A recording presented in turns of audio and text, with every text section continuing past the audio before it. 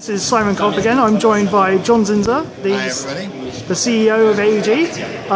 We're going to be talking things non-alpha last, and we're going to start with, well, it's been a massive hit, Love Letter. I bought this game and I was immediately enamored by it. I played it with my friends' kids. It's such an elegant design, and I mean, they're very young kids, but they picked it up straight away and they really learned and developed as they go on. How, just give us a sense to our viewers of like how big a hit it's been and how pleased you've been by it.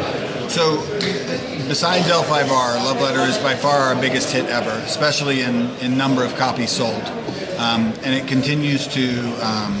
It just continues to amaze us. I believe that it's been on the Board Game Geek most purchased games list for some ridiculous number of months, like 16 months. So from our side, it is a runaway hit, and the fact that we're now going to be able to do other things with it. We've got the Munchkin Love Letter crossover and Loot Letter coming in a few weeks, and that is already getting amazing press.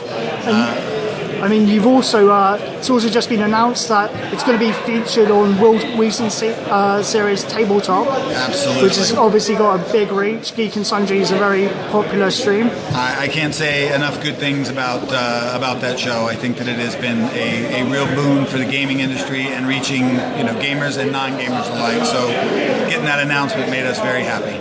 Okay, and so aside from Love Letter, what else have AEG got going on at the moment? So at Gen Con we rolled out Doomtown. So what's old is new again, and the reception to Doomtown has been way better than expected. We didn't print nearly enough product, and we have more on the way. So that's pretty exciting.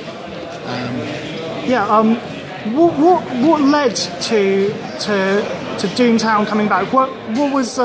What set the wheels in motion? So I think it was a couple of things. I think the first thing was we always knew we were going to bring Doomtown back someday, right? I mean, it was too good of a product to not see the light of day. And I actually think the Fantasy Flight gets some kudos for having success with the new model, the LCG model, and just the two things seemed to converge, and it was a good time to do it. Excellent. What about your other board games? In the background, our viewers can see some board games being played. Yeah. So I've got my list here.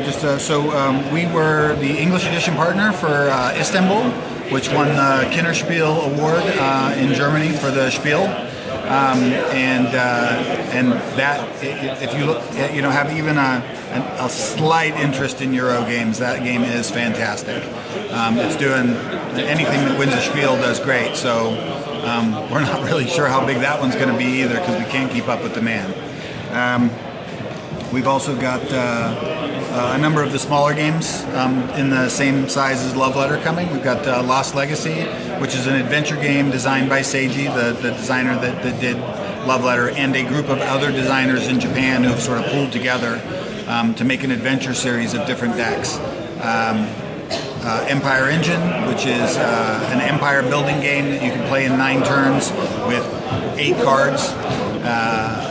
Cypher, which is a sort of a future detective game, and all of those games are $9.99. They come in a little bag, so that whole line is blossoming for us. Yeah, it really seems like you've been focusing on the really elegantly designed small box games, because I mean, they've got a great reach outside of gamers. Was that part of your intention there? So it is now. I think that when you have a hit like Love Letter, game designers automatically start thinking of you as someone they should show those type of games to. So Love Letter was a happy accident, right? But the games that are following it, game designers have come to us and said, I have something that fits that same form factor. So we've published 6 of them now, but we've probably looked at 80. Cool, okay. Just to wrap things up, there's one other game you love, which is golf, for anyone who doesn't know. Just tell the viewers your handicap. I am a 3 right now. You're a 3? Wow, that's quite impressive. You ever thought about turning pro? What's that? You ever thought about turning pro?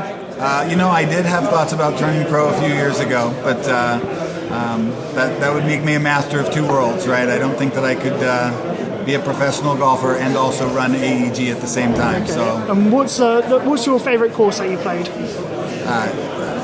Either Pebble Beach or St. Andrews, equal. They get equal billing for me. Not in the UK, they don't. Right. Right. Thanks for your time, John. It's been a pleasure. Thank you. It was real.